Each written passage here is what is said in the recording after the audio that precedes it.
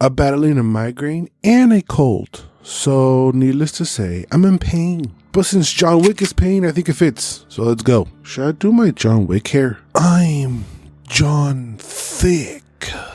Alright, enough of that. From the world of John Wick, Ballerina. So, the last John Wick spinoff didn't really create as much buzz as I thought it would. The Continental miniseries, I didn't even watch it. So if it's good, I need you to tell me in the comments. Is it worth watching? Is it worth going back and checking that out? So my main concern going into this movie was that Keanu is such a vital piece to the John Wick franchise and such a pivotal centerpiece that him not being the focus of the story had me feeling some type of way, because he's become one with that character so well. I mean, he's so good that he invented a real life move people can do, which is also probably why he is featured in this film.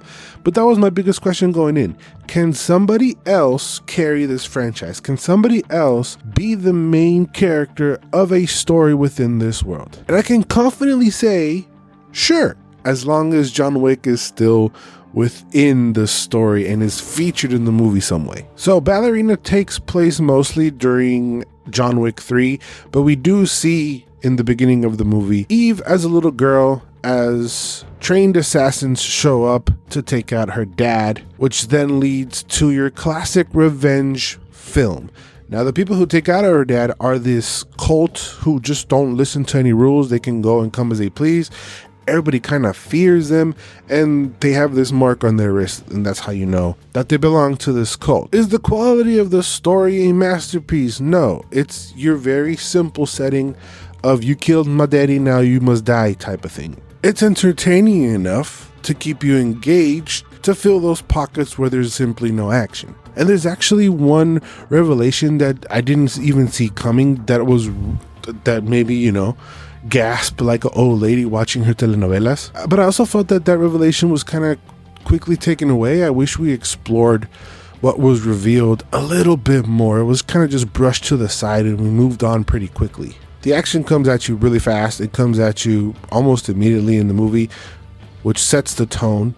But also the action becomes meaningful because they spend a lot of time in showing us the Eve character struggling and training. Like, we see how she gets to become what she ultimately becomes. And they really went by the show and not tell form of storytelling, which I appreciate the most. I got concerned because during training, there's a line that says, "Fight like a girl." And I was like, oh no, they're gonna go like Supergirl powery, where she's just gonna fight dudes and win just because she's a girl. But the way it was handled in the movie made sense. The fight like a girl really means like he's a dude, so you're not gonna overpower him. And I really like that the movie doesn't ignore that. So fight like a girl kind of meant like kick him in the balls, bite him if you have to, scratch and claw, do what you have to do to kick this guy's ass. And she does, and because it's set up that way, it makes a whole lot of sense. She also gets her ass beat, very much like what happens to John Wick main character. Similar to John Wick, he gets his ass beat all the time, and she does as well.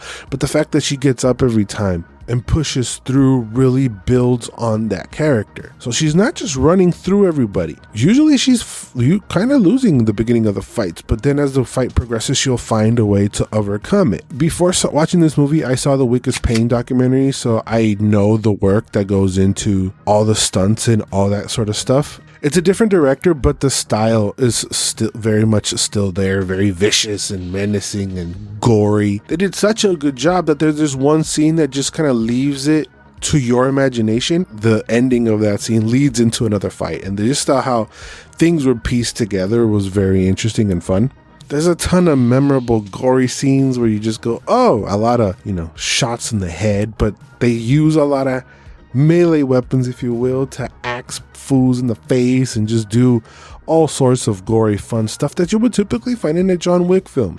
I really love that they didn't move away from that. So she's very much put in fun scenarios and finds things in her environments like ice skates, knives, flamethrowers, guns. Everything I just mentioned happens in one segment of 7 minutes. Like, that's not throughout the whole movie. There's like a chunk where she's fighting and she just grabs whatever.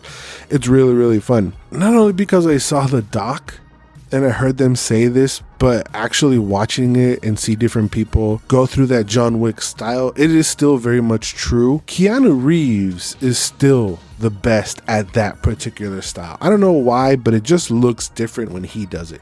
There's a couple people in this movie that do the John Wick style, but then John Wick shows up and Keanu does it, and he's just leaps and bounds better, but that doesn't diminish the rest of the people's performance and how they do it.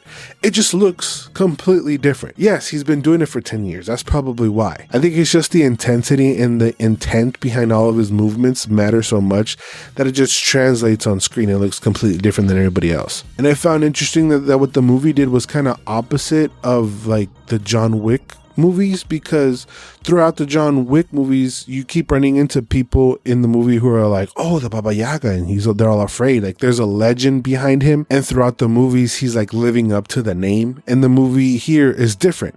She's building up, she's doing cool shit, and then it kind of leads to her ending up with a type of aura. Plus, Ana de Armas is one of my favorite actresses to watch on screen, so maybe there's a bias there. But I felt like she did a great job. This world is also very easy to be able to tell any type of story within it, because the foundation of this world is so strong. The rules and the coins and the Continental and the hotels and the rules within that, all that is so interesting and intriguing that it's very easy to tell any type of story. So any type of story, revenge or whatever you can think of, will fit perfectly within this world, which also lends for an opportunity to create and have different type of characters, which they've been throughout the whole 10 years of the John Wick series. And anytime a new character is introduced, it fits and it makes sense. The only really new character that's introduced is Daryl from The Last of Us and from Death Stranding. Norman Reedus, he really fits this world. And the kind of bummer about this movie is that I felt like he was underutilized. He's not in it as much as I would want him to be. So this movie left me wanting more Norman Reedus. He, like, his weapon's a shotgun, and that's like his thing,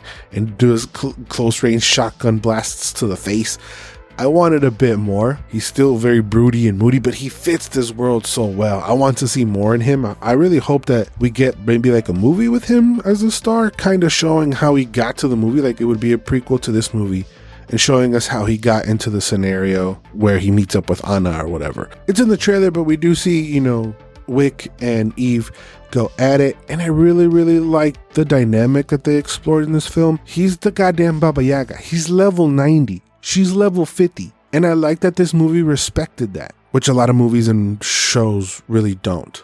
Visually, you look at this thing and it just looks like a John Wick film. Like, John Wick films have such a unique style, with the lens flare and the neon colors and the lights and all that. And even with this show, and even with this movie having a different director, Len Wiseman directed this one, it still felt of the same world. It doesn't stand out like a sore thumb from the rest of the movies to me. I will say they didn't take crazy chances like past John Wick films, like, just any kind of creative ideas to switch up your normal way of shooting. Like that top down scene from 4 comes to mind.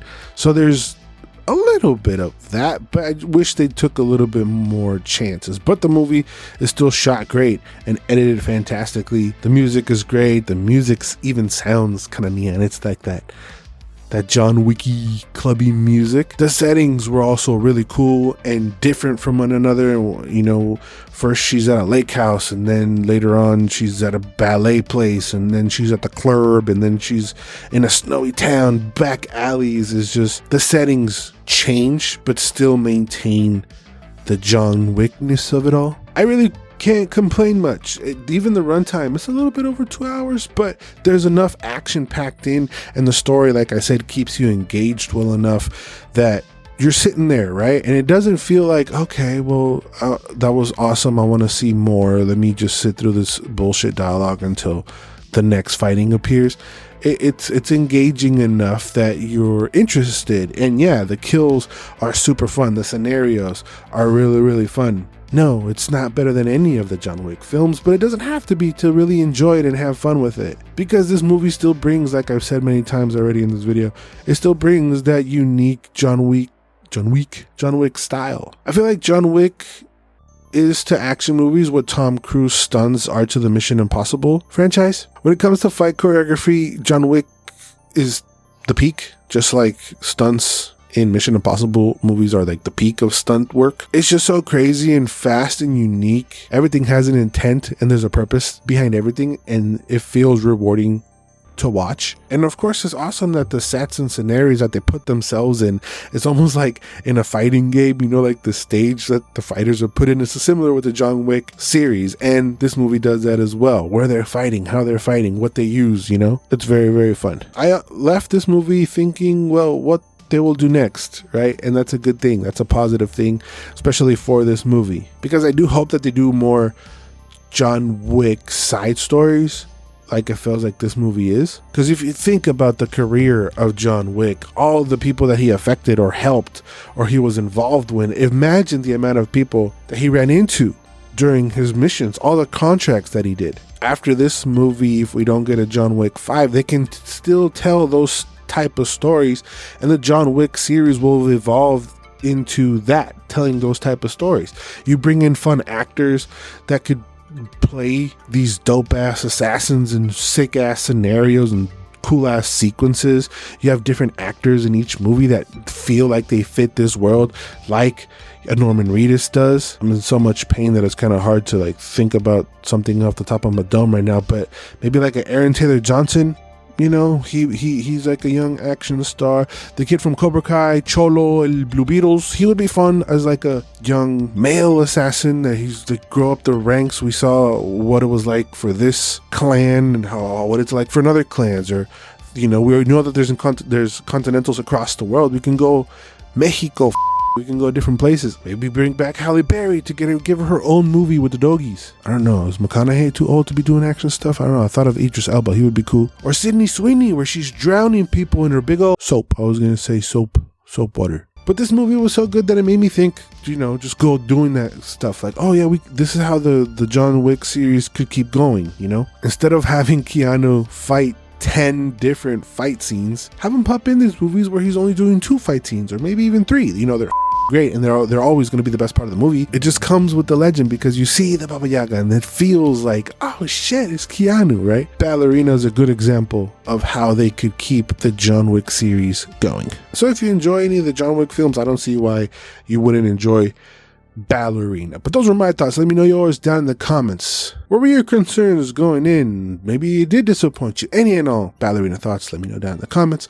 And while down there, if you could like this video and subscribe to the channel for more. Thank you guys for watching. Remember to always and forever, you do you.